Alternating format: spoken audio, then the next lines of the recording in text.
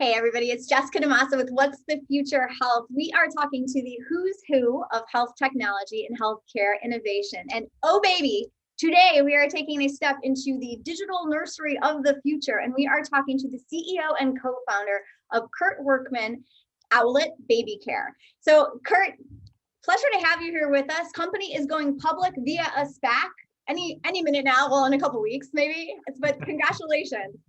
Thanks, Jessica. It's great to be here. Really excited to talk about it. So I love Owlet. You guys are best known for your little smart sock, which is, it goes around the baby's foot and it helps monitor their sleep, their breathing rate, their heart rate, a couple other biometrics there. And it's like, it's really kind of set the stage for like what's next in terms of infant care and baby monitoring and things like that. And so I'd love to talk a little bit more about the business, but why don't you go ahead, tell everybody where you guys started out. And then we'll jump into the plans for growth, and we'll break down exactly what people are seeing in this $1 billion valuation that your company has now that it's headed towards being public. Absolutely, yeah. So I'm a dad. I have 3 children. You probably guessed that. And I think you asked how it started out, right? Tell a little bit more about the story. So we actually started Owlet because my wife and I were concerned that our kids would have a congenital heart defect that she's had. She's had 3 heart surgeries, and they didn't detect it as a baby, so they sent her home, and miraculously her mom caught it, and they rushed her to the hospital and did emergency heart surgery that saved her life. And so I remember wondering, as we were starting our family, how would I know if something were wrong? You know, every parent wants to be there when their kids need them the most, and it's kind of like Maslow's hierarchy of needs. Every parent worries about their baby's safety, their health, and then their sleep, right? At the end of the day, you've got to get some sleep. And so the Smart Sock is the anchor product. We now have a full kind of ecosystem of products with the cam that integrates into the mobile platform, and then DreamLab, which is our newest sleep training platform. So yeah, and then here we are today. We're going public. Yeah, here you are going public. I want to talk about that. $325 million in cash that will come out of that merger and taking the company onto the public market. We know that you are going to be trading on the New York Stock Exchange coming up in mid Q2-ish while all the paperwork is being signed, all the diligence being done. But you know, what really struck me when I was looking at your deck was kind of the direction that you guys are going to be taking. That's kind of, to me, it's moving you from more of like a consumer baby care product into more of a healthcare company. And it's funny you mentioned that DreamLab, because I was like, this is already kind of like a telehealth product. I mean, it's like you're offering, you know, different types of education on how parents can get better sleep or how they can help their infants sleep a little bit longer. And it's got access to sleep experts and coaches. So I think that's really interesting that you're headed more in that direction. And I want to hear a little bit more about both the telehealth side of it and the med device side. And so we talked at the top about the sock, and now the sock, there's 2 different versions that you're seeking FDA approval for. So let's start there and talk about the device side of it first. We'll come back on the telehealth, but tell me about those 2 different versions of the sock and like, what is it about them that they needed FDA approval? Help us understand. Yeah. So maybe I'll start with the why really quick. You know, we believe that the company that's really going to solve the biggest challenges for parents will recognize that you have a new parent with almost 0 training becomes a medical caregiver overnight. You become the doctor, the nurse, the dietitian, the sleep trainer. You have all these new roles and responsibilities, and yet very, very little training. And so the company that's going to be able to actually integrate the nursery and bridge the gap between the hospital and the home is going to be incredible at consumer experience, full stack connected technology, and consumerizes the healthcare technology to really solve those unique needs at home. And so that's what Owlet's done with the sock, which is our anchor product, with DreamLab. Starting out with the medical device side, there's 20% of babies born are admitted to the NICU and are considered high risk. And BabySat aims to address that population. We want to have a monitor that's finally appropriate for an at-home setting when they finally send them home from the NICU, that's, you know, as accurate and can be used for those high-risk babies as they go home. Owlet's 100th the size, it's 1/10 the cost, it's wireless, it's wearable. You know, there's so many advantages to having the technology we've created in that setting that we've been pursuing FDA clearance since 2019. We submitted our application. We've worked through a lot of questions with FDA. We have 1 outstanding item that we're working through, and excited and very hopeful we'll be able to get clearance on that. All right. Any timeline on that? You know, you can't really say, it's up to FDA, but we're really hopeful that it's soon. Okay, and then the other product that you're seeking FDA approval for is basically the over-the-counter version of the sock. So tell me about that. Yeah, we think about it just like every baby has a thermometer or a breast pump. Those are medical devices. We want to help create this category, and OTC stock is part of our vision for how we do that. Just like you can get access to a thermometer, and doctors remotely can use that data from the home to direct care. We have that same vision for the smart sock line, which we call OTC stock. All right. Now, as promised, I want to come back around on the telehealth piece of this, because this is where this got very interesting to me, looking at the investor presentation for the SPAC. And one of the things that surprised me, and actually I was teasing you a little bit about it when we were chatting before this interview, is it's like, oh, look at that Livongo logo in there. So it's like all of a sudden I see how there is a device, and then there's some telehealth services wrapped around it. And so this is this full circle, data-driven, opportunity for care. So tell me a little bit about, I guess, the model that you're building. Is it that?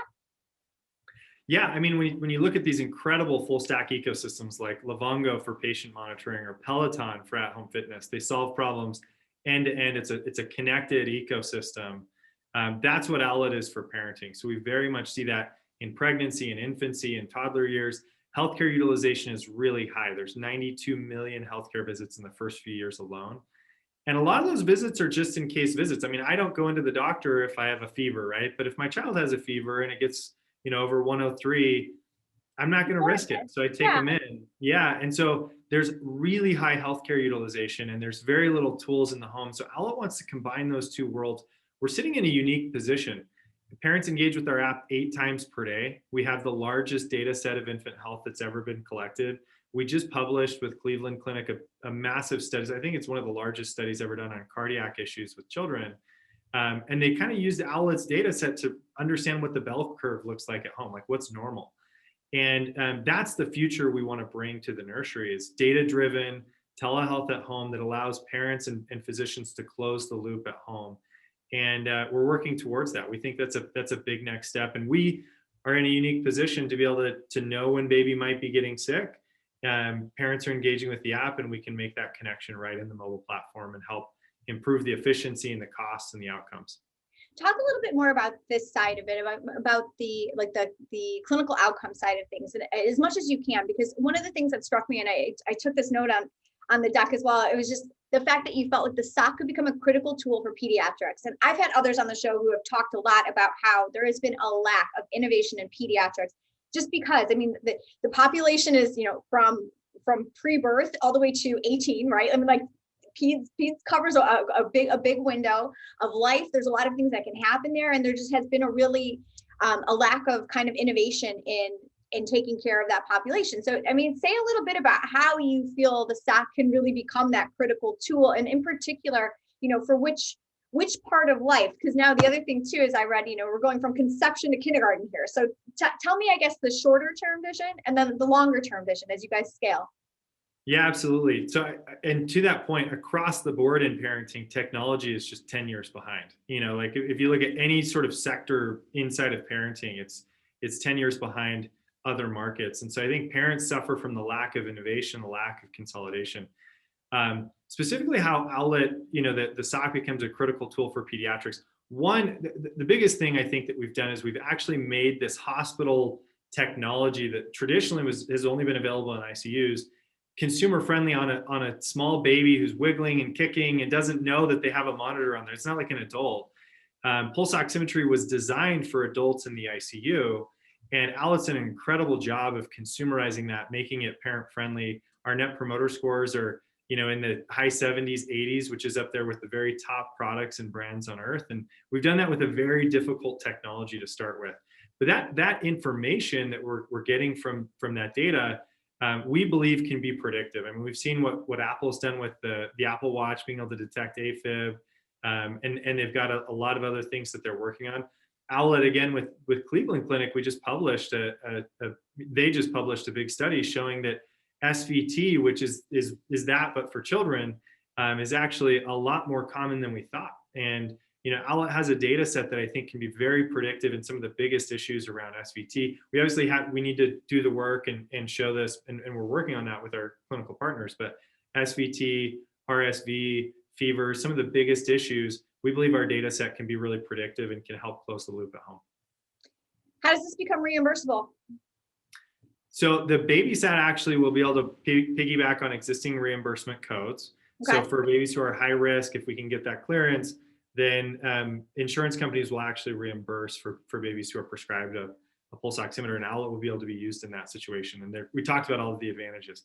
And then beyond that, we really believe that, just like every baby goes home with a car seat, has a thermometer, has a breast pump, we believe that every baby eventually will have access to monitoring. And there's obvious health outcomes. We have 3 studies right now that will be published this year that will show some of those outcomes. We talked about the Cleveland Clinic. And that, eventually, just like the breast pump, this will be part of that preventative care that parents have access to at home. I love that. The quantified kid. Let's get that covered. I do. Well, and it's different than other times of life, right? I mean, this is a time of life where, there's a lot of things to be aware of, and there's a lot that can go wrong. And you have a very engaged caregiver who needs access to more information at home. And so I think from that perspective, it's very different than very, very different than like a Fitbit for an older generation. So. No, I mean, I totally agree with you. And I love the full spread of things that you're looking to. And you alluded to some of these other products, the thermometer, the humidifier, like the smart bed. I mean, like the vision that you guys have for really creating that whole, fully, data, like that ambient environment that's collecting data on a small child, from the moment that they come home from the hospital. I think that's very compelling and probably very reassuring to a lot of adults. That's right. Yeah. How far are you from having that whole kind of full ecosystem? Like on your roadmap, how far out are you looking at developing that? Yeah, it's going to be continuous. So the cam was, we launched a little over a year ago, was the first integration. That's the HD, the baby, the HD video camera that overlays with the information from the sock. So that was the first integration, very successful. 40% of our customers, that are coming into the platform end up adding the camera.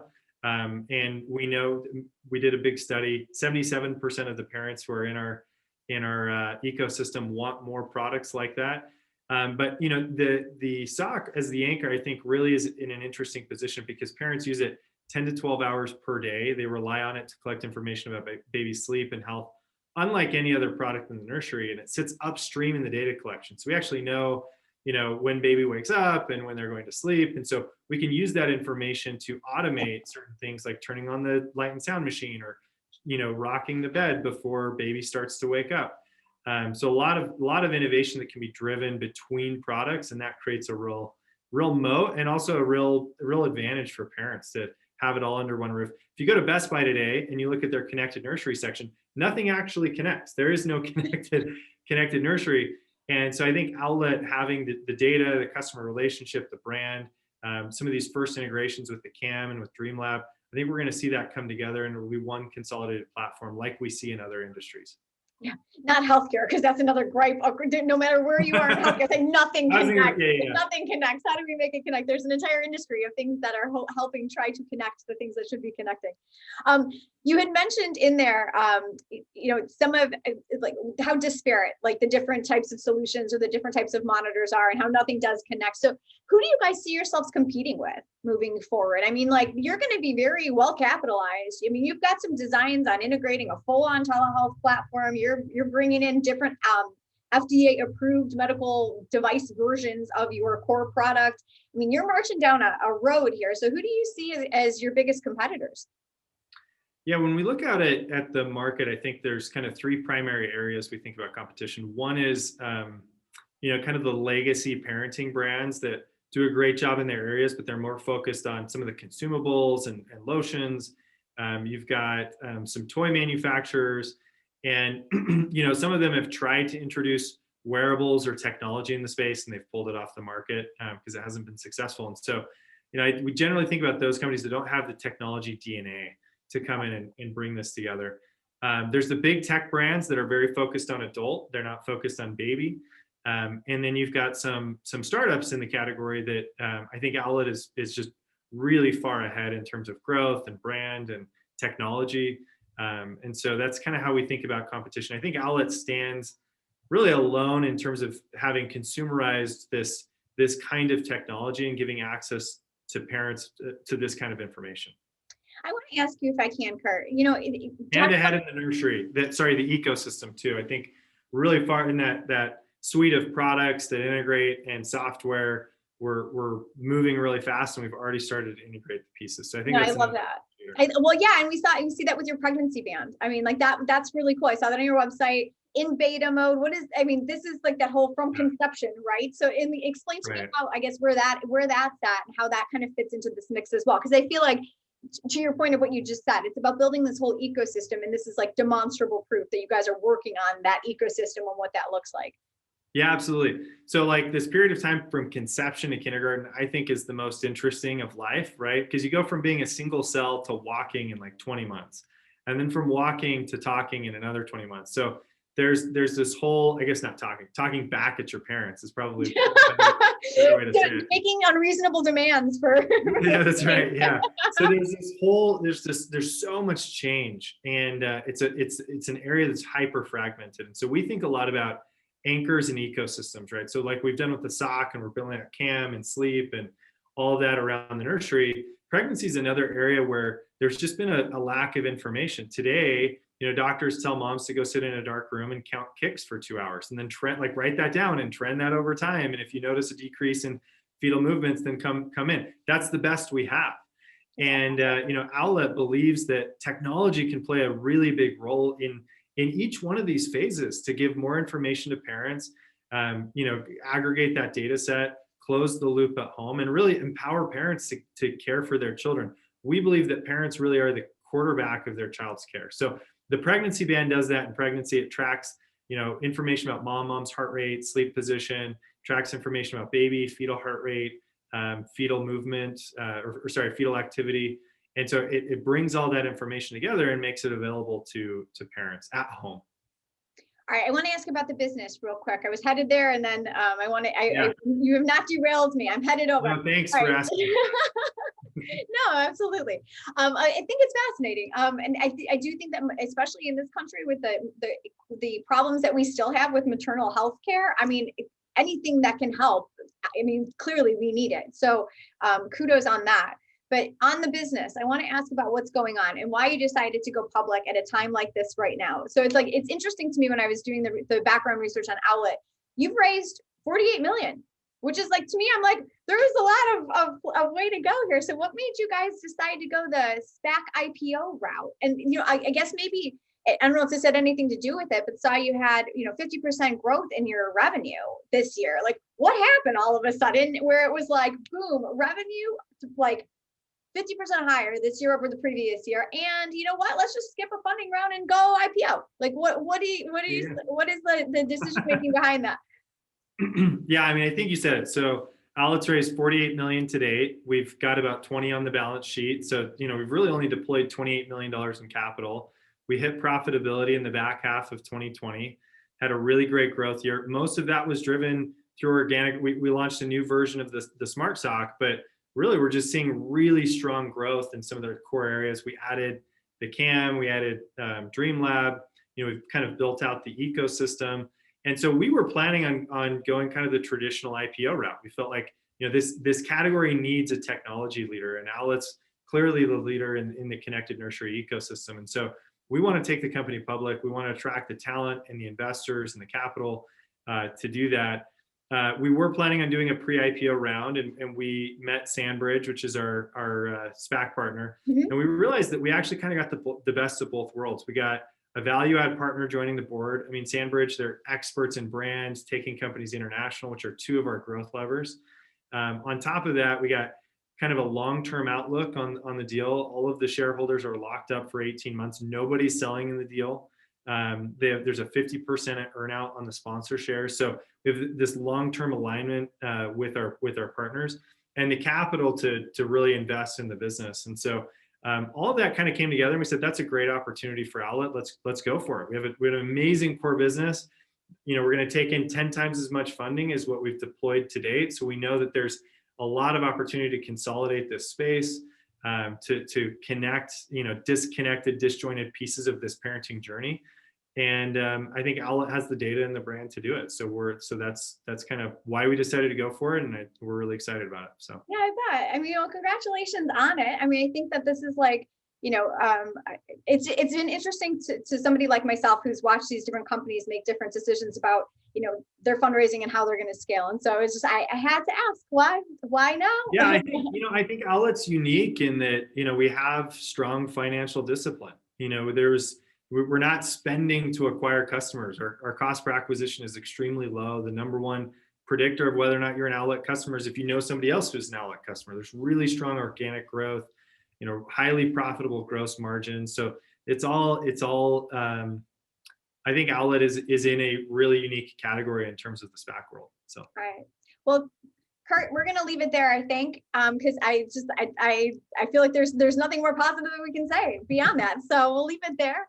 I want to say thank you so much for joining me, and best of luck with the SPAC IPO. We will be looking for your ticker symbol on the New York Stock Exchange. What is it? OWLT?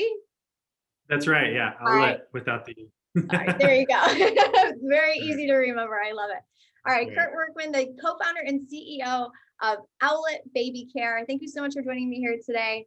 We'll talk to you guys soon. To check out more videos with thought leaders who are leading healthcare innovation around the world and in all sorts of spaces, including in the nursery, please check out my YouTube channel. It is youtube.com/WTF Health. Kurt, again, thank you so much for joining us. Thanks, Jessica. I really appreciate it. We'll talk to you soon. All right, check back in with us. We want to hear about this total conception to kindergarten domination as it unfolds. We'll do. You'll see a lot of exciting announcements this year. So yeah, we can't wait. Thank you so much, and best of luck. We'll talk to you soon. Okay, thanks, Jessica. Bye.